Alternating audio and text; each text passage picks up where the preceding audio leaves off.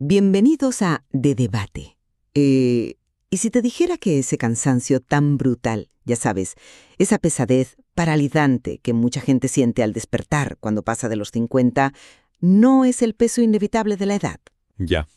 O sea, ¿qué pasaría si, en realidad, tus células simplemente se están ahogando porque tu sangre se ha vuelto espesa como un sirope durante la noche? Uf, la imagen del sirope es bastante gráfica, ¿eh?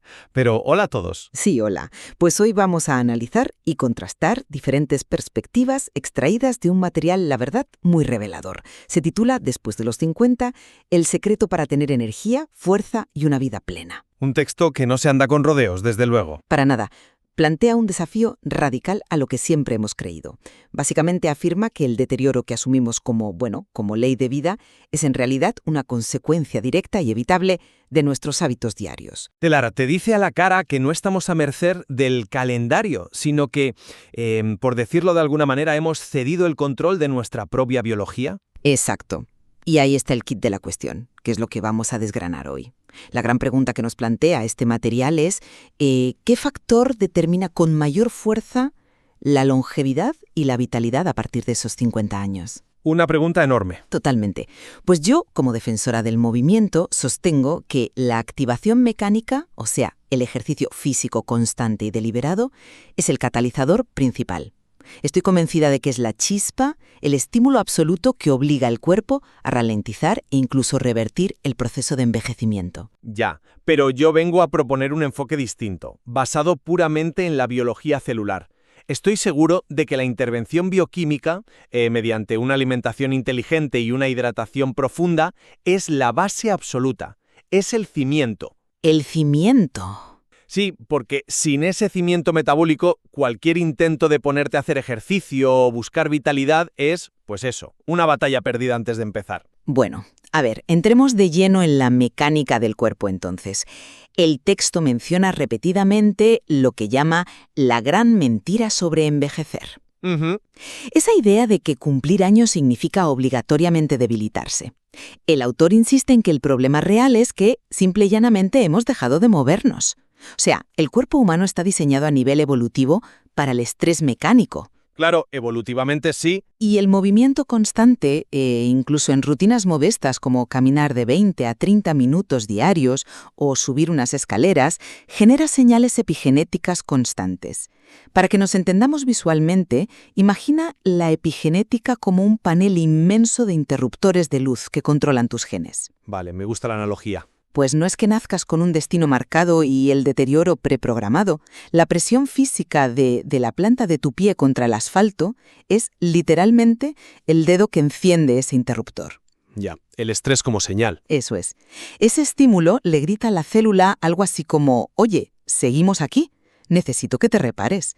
Ese estrés mecánico es el motor que fuerza al cuerpo a mantenerse joven. Vale, a ver. El movimiento enciende interruptores genéticos, no te discuto la teoría evolutiva en absoluto. Pero hay una frase del texto que me parece crucial y que cambia las reglas del juego. Dice, después de los 50, tu cuerpo cambia. Sí, claro que cambió. Y no puedes ignorar la materia prima de ese cuerpo que está cambiando. Siguiendo tu propia analogía de los interruptores, si tú enciendes el interruptor en la pared, pero la instalación eléctrica de la casa está quemada por llevar años comiendo azúcar, Bueno, o si no hay corriente eléctrica porque el sistema está seco, sencillamente no hay luz por mucho que aprietes el botón. ya, entiendo por dónde vas. Es que la nutrición no es solo comer sano para estar delgado, es reescribir el entorno bioquímico de tu organismo. El material es brutal en este punto. Te dice que hay personas arrastrando una fatiga crónica monumental creyendo que es la vejez. Y resulta que es deshidratación. Exacto, están clínicamente deshidratadas.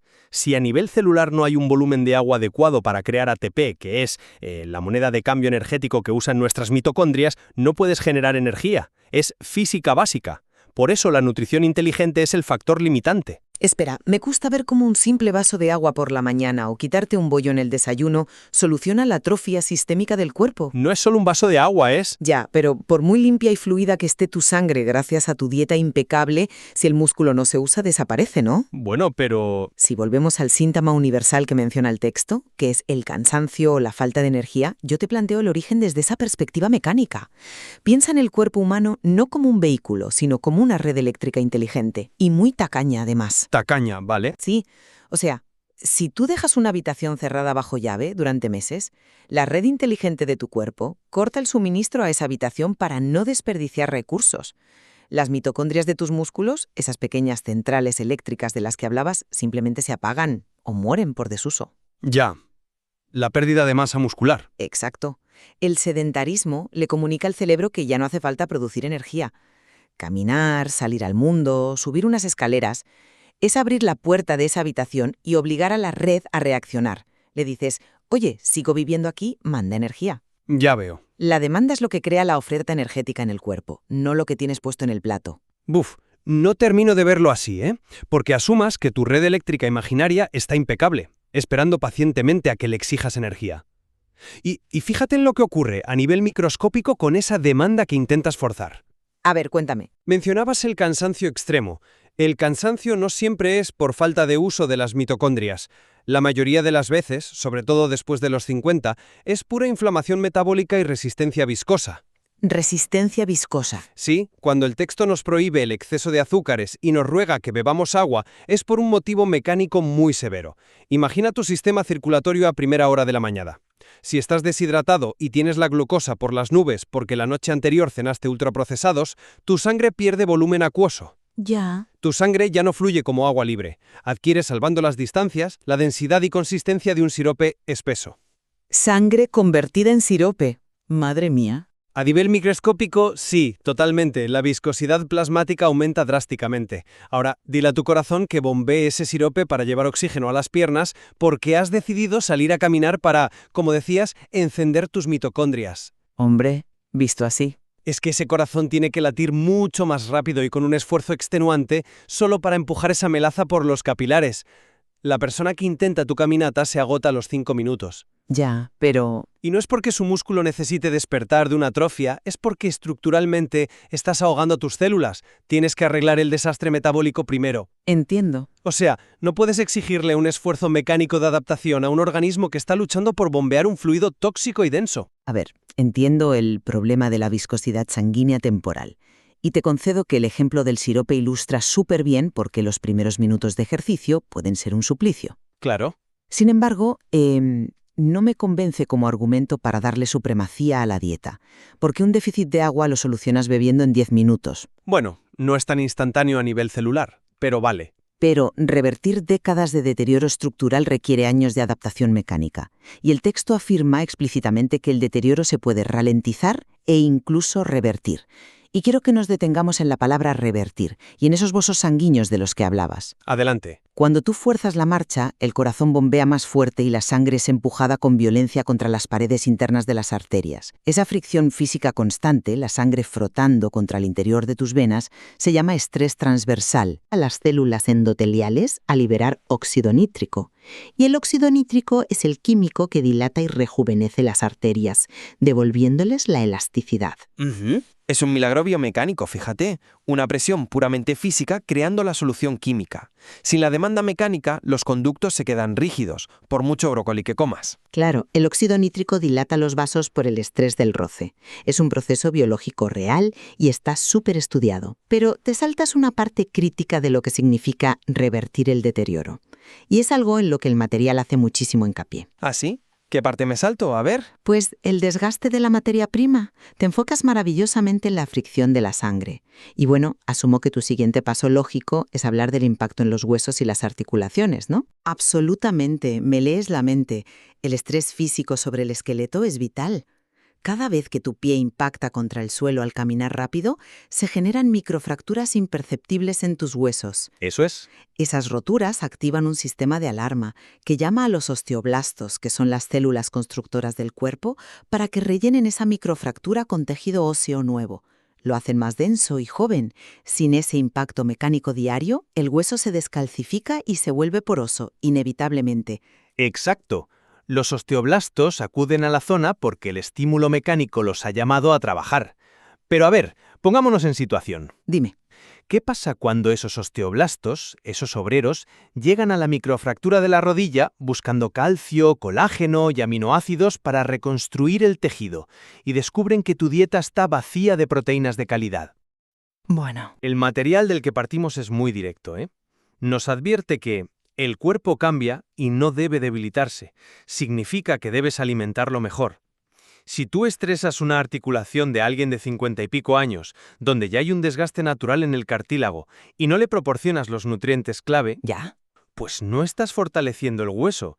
Estás literalmente limando hueso contra hueso. El osteoblasto no hace magia sacando ladrillos de la nada. A ver, nadie está sugiriendo que la persona intente sobrevivir del aire o alimentándose a base de comida basura diaria. El cuerpo humano es un maestro en redistribuir recursos internos cuando se le exige. Pero tiene un límite de recursos, especialmente en esta etapa de la vida. Inducir daño microscópico continuo a través del movimiento, cuando tu cuerpo carece de la materia prima estructural para la reparación, no es rejuvenecimiento. Es que... Es desgaste acelerado. Estás provocando tu propio deterioro fisiológico. Por este motivo, el texto insiste en que eliminar los ultraprocesados e introducir proteínas y grasas saludables es innegociable. O sea, si no creas un entorno bioquímico constructivo, la orden mecánica de moverte es una orden de demolición involuntaria. Es un argumento visual muy potente ese de la demolición, te lo reconozco. Pero si por miedo a no tener suficientes materiales de construcción evitamos el impacto y nos quedamos en el sofá bebiendo agua, entramos en un terreno infinitamente más peligroso. ¿Peligroso por qué? Porque el texto no se queda en los huesos o en la digestión. Dedica sus bloques más importantes a la mente. Habla de tener una mente fuerte y sentencia algo precioso. El propósito lo cambia todo. Y aquí es donde el impacto absoluto del movimiento físico me parece irrefutable. Vale, hablemos de la mente. El estrés crónico y el cortisol elevado son los principales responsables de acortar los telómeros de nuestro ADN celular. El texto dice literalmente, el estrés envejece, la calma rejuvenece. Cierto. Pero fisiológicamente, esa calma no se alcanza meditando pasivamente con una botella de agua en la mano. Cuando sientes estrés, tu cuerpo segrega cortisol para preparar a tus músculos para luchar o huir. Si no te mueves, ese químico se queda en tu sangre intoxicando tus órganos. Ya. El ejercicio cardiovascular es, a nivel biológico, la aspiradora que metaboliza y elimina el exceso de cortisol del torrente sanguíneo. Usar el ejercicio como aspiradora de cortisol suena a una solución perfecta, lo admito, pero date cuenta del enorme salto que estás dando al asumir que aislar la nutrición implica inmovilidad. Bueno, es que van de la mano. Y aún más importante, subestimas la influencia metabólica directa que tiene la comida sobre nuestra estabilidad psicológica. El texto nos pide explícitamente cultivar una mente activa, porque dice que protege contra el deterioro cognitivo.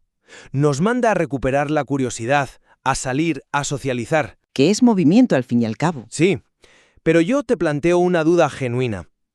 ¿Cómo pretendes que una persona mantenga la concentración para aprender un nuevo idioma o que tenga la estabilidad emocional para salir a socializar con un propósito, si su cerebro está sufriendo episodios diarios de neuroinflamación brutal causados por su dieta? Espera, ¿hablas de neuroinflamación provocada simplemente por los alimentos? Totalmente.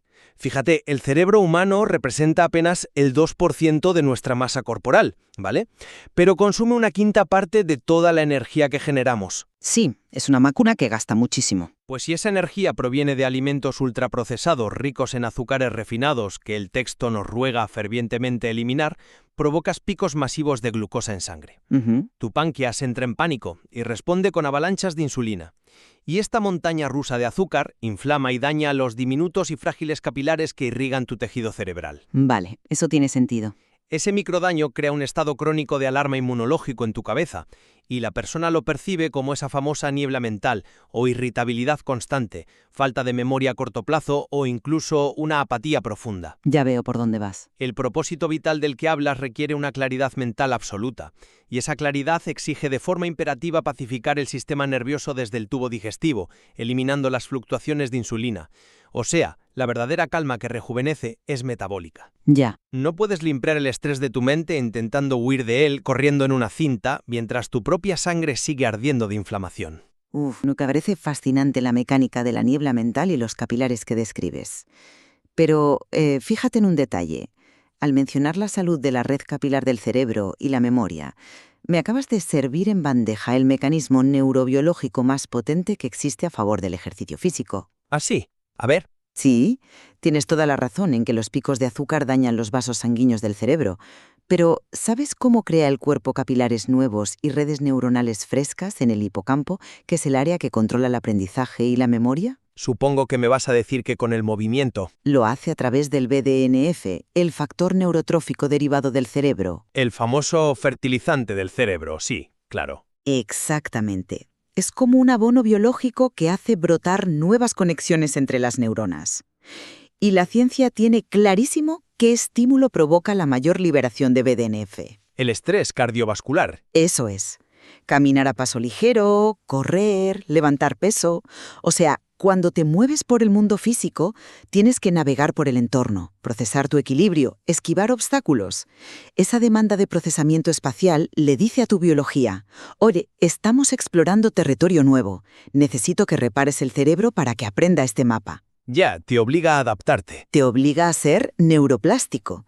Así que incluso si estás sufriendo los efectos inflamatorios de una dieta que, bueno, no es perfecta, el choque mecánico y ambiental de mover tu cuerpo obliga activamente a tu sistema neurológico a sobreescribir ese daño y construye un cerebro más joven y resiliente. Vale. Acepto que el BDNF es una herramienta de reparación formidable. ¿Lo es? Pero seguimos tropezando con el mismo problema de fondo. La accesibilidad a ese estado. La accesibilidad. Sí, y la causalidad del bienestar. Volvamos a la realidad de la persona a la que se dirige el texto. Hablamos de alguien que ha pasado la frontera de los 50, que se levanta agotado, con las articulaciones rígidas y sin esa voluntad de la que hablas. Pedirle a esa persona que apriete los dientes y confíe en la producción neurológica de BDNF a largo plazo, saliendo a forzar su sistema cardiovascular cuando estructuralmente se siente roto, es pedirle un esfuerzo titánico. Ya. Requiere voluntad, claro. Pero exige una fuerza de voluntad que a menudo no tienen porque su metabolismo está deprimido. En cambio, considera el retorno de inversión bioquímico de mi postura. Te escucho, a ver. Cambiar la bioquímica inicial requiere muchísima menos fricción diaria. Sustituir las tostadas con mermelada por unos huevos revueltos o el simple acto de beber medio litro de agua limpia al levantarte. Sí. Requiere cero esfuerzo mecánico. Pero a los 3 días, al no tener la insulina haciendo malabares y al recuperar el volumen del plasma sanguíneo, esa niebla mental y ese letargo crónico desaparecen por sí solos. Vale, ¿empiezas a notar cambios? La inflamación basal se desploma y de repente, de manera casi mágica, el cuerpo detecta que tiene un excedente de energía. La nutrición inteligente es la llave que quita el cerrojo de la puerta. El movimiento y el BDNF, por muy vitales que sean, son el paisaje que hay detrás de esa puerta. Simplemente no puedes cruzarla si no metes la llave primero. Comprendo esa perspectiva secuencial, la verdad. Entiendes la nutrición como el peaje innegociable de entrada hacia la vitalidad. Exacto. Y creo que este es el punto álgido de nuestro contraste. Yo, manteniéndome fiel a la premisa evolutiva de este material, seguiré defendiendo que la acción mecánica es el evento jerárquicamente superior. Es la única señal física directa y contundente que le demuestra a nuestra biología celular que no hemos abandonado la partida. Ya. El estrés físico de caminar, de agacharse, de levantar una carga, es lo que puramente por fricción y presión dilata nuestras arterias, llama a los osteoblastos a soldar microfracturas y riega nuestra mente con factores de crecimiento neurológico.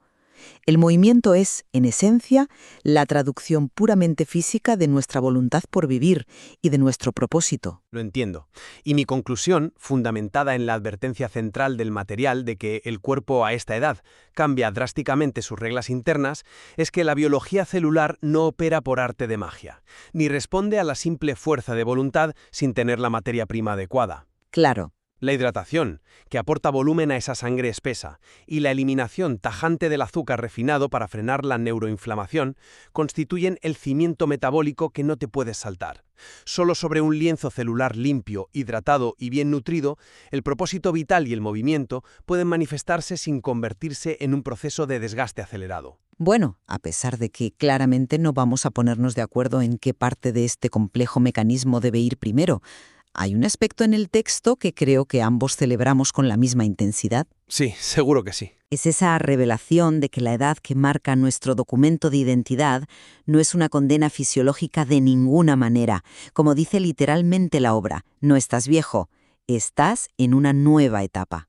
Sí, esa sola afirmación dinamita por completo el fatalismo clásico con el que nuestra sociedad suele abordar el envejecimiento. Es un enfoque muy empoderador, la verdad. Nos invita a dejar de ser espectadores pasivos, viendo cómo nuestro cuerpo supuestamente se apaga sin remedio. Totalmente. Y al final de todo su análisis científico, el material nos deja una de esas reglas de oro, una frase para enmarcar. Dice, no se trata de añadir años a la vida, se trata de añadir vida a los años. Absolutamente de acuerdo con eso. Y pienso que la riqueza real de haber analizado hoy de forma cruzada nuestras dos posturas es que quien nos escucha ahora posee un mapa mucho más detallado y profundo de su propio cuerpo. Exacto. Alguien puede estar escuchando esto y darse cuenta, al fin, de que esa fatiga crónica de años era simplemente una grave falta de hidratación matutina que convertía su sangre en sirope. O, por otro lado, puede entender que su cerebro necesitaba imperiosamente ese choque mecánico y físico contra el entorno para lograr despejar el cortisol acumulado. Totalmente cierto. La maquinaria perfecta del cuerpo sigue ahí, intacta bajo la superficie, esperando pacientemente tu siguiente decisión. Así es. Puedes empezar asegurándote hoy mismo de que tienes los fluidos y la química adecuada en tu cocina, o puedes simplemente abrir la puerta y salir a darle a tu cuerpo el estrés físico que anhela. Ambas rutas abren las puertas a una etapa verdaderamente fascinante. Gracias por acompañarnos y nos vemos en el próximo debate.